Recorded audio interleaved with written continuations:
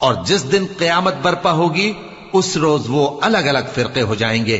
تو جو لوگ ایمان لائے اور عمل نیک کرتے رہے وہ بہشت کے باغ میں خوشحال ہوں گے، اور جنہوں نے کفر کیا اور ہماری آیتوں اور آخرت کی پیشی کو جھٹلایا وہ عذاب میں گرفتار کر کے لائے جائیں گے. تو جس وقت شام ہو اور جس وقت صبح ہو اللہ کی تسبیح کرو، یعنی نماز پڑھو. اور آسمانوں اور زمین میں اسی کی تعریف ہے. اور تیسرے پہر بھی اور جب دوپہر ہو اس وقت بھی نماز پڑھا کرو.